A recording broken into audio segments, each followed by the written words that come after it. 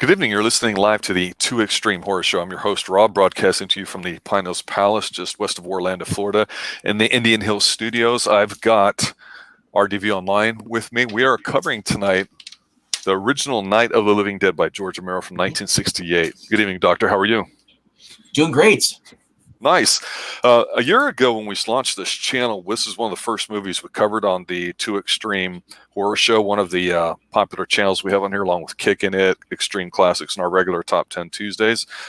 However, we never actually covered the movie just by itself like we briefly do. So that's what we're going to do tonight, is just talk about it a little bit and give some updates on it. So for me, Doctor, when we talk about Living Dead, Night of the Living Dead, we talk about Dawn of the Dead, all the Dead films, all the zombie stuff, everything else.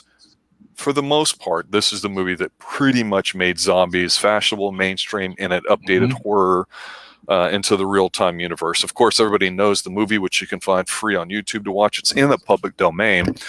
It's about a couple that starts off at a cemetery. Some zombies just start showing up. You hear some background stuff with the military perhaps about it, but really it's just about the evening on how they survive. And the white lady's got PTSD. They're in the house, and the black guy in it's just kind of like the hero. And it's a very counterculture type of movie at the time. What's your brief thoughts about it?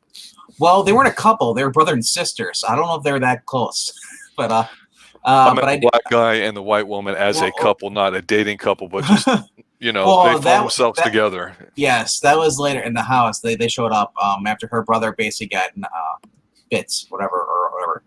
Yes. Anyway, yeah. So she's got PTSD because she watched her brother die and all that stuff, and just the whole thing, and then being stuck in one spot, and in the situations, any situation like emergency like that, it's fight or flight, and you get to see who snaps, and that's always one of the interesting things. Is like, well, my thing is like, well, if someone's gonna cause us problems, I'm sorry, I'm putting you down. It's survival, man. Especially if the situation is one of the things where you have to be quiet, and someone can't be quiet, I'm knocking you out. No. Well, I think with this film, one of the first questions I asked myself is, because it was considered very gory and scary at the time, and it was. And of course, it's a micro-budget film and everything too.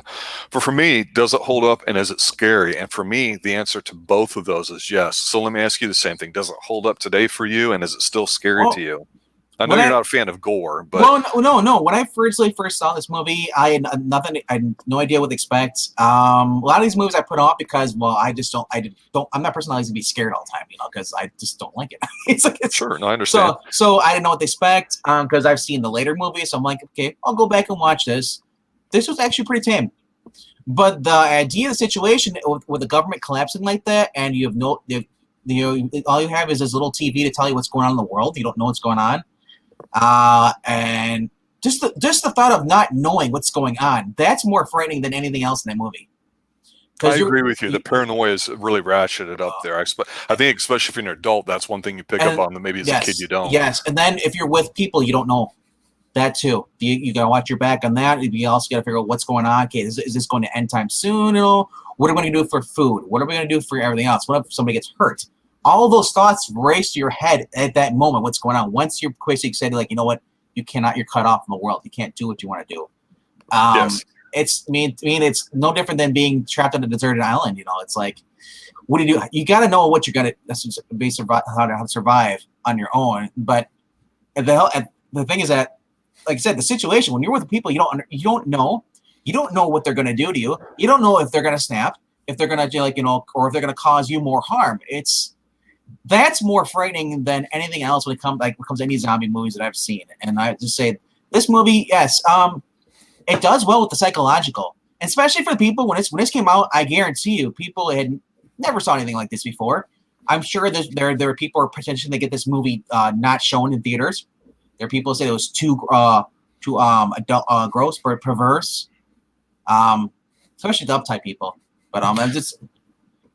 Well, around this time you had Rosemary's Baby, which I think updates horror a little bit into the mainstream as well. It's more upper crust elite rich people and the whole satanic cult thing here. But this one is just more, I think, blue collar. Of course, being shot around Pittsburgh, you definitely get that feel of it too. So I think it resonates with more people because of that. This was the first zombie movie, not like that, but it also had the first zombie kid, right? I recall. I think there was a little girl in it, perhaps. I mean, Yeah, there's definitely yeah, some people in there. yeah. Yeah, I think it's just one of those movies that when people watch, there's a lot of ways you can interpret it. It's basic enough where you can kind of put your own stamp on it as far as what you take out of it. But I got to tell you, when I first saw it as a kid, I thought, okay, it was a little creepy because there's not a lot of talking, there's more watching. It's in black and white. It's not the greatest print of all.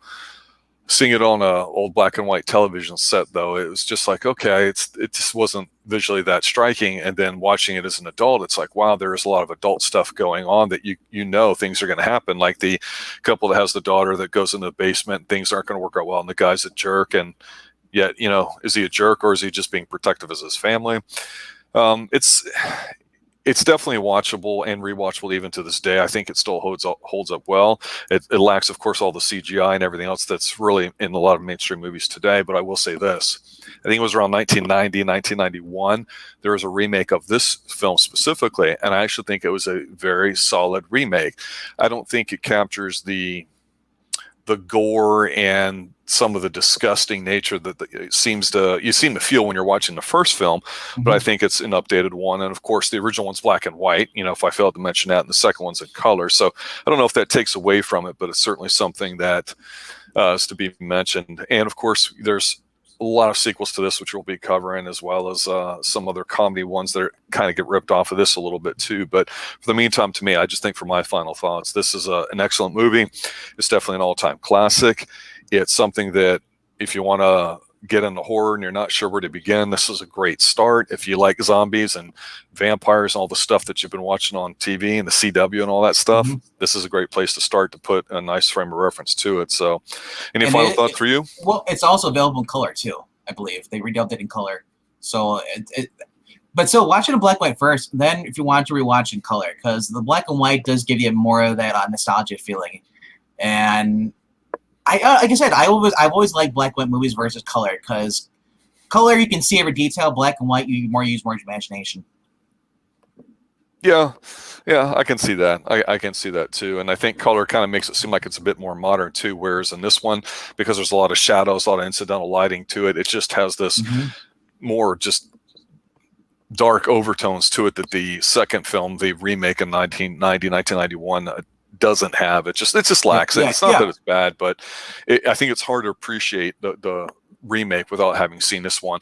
And then, of course, if your taste runs into more comedy ones, there are other films that start coming out a little bit later. But again, Walking Dead, Fear the Walking Dead, Z Nation, Black Summer, anything having to do with zombies at all pretty much starts with this film. Some people might get really technical and go, well, what about White Zombie and some other voodoo stuff and everything else back in the day? But that's a really niche kind of thing. This was the basic block, and dude, cemeteries have always been the creepy place.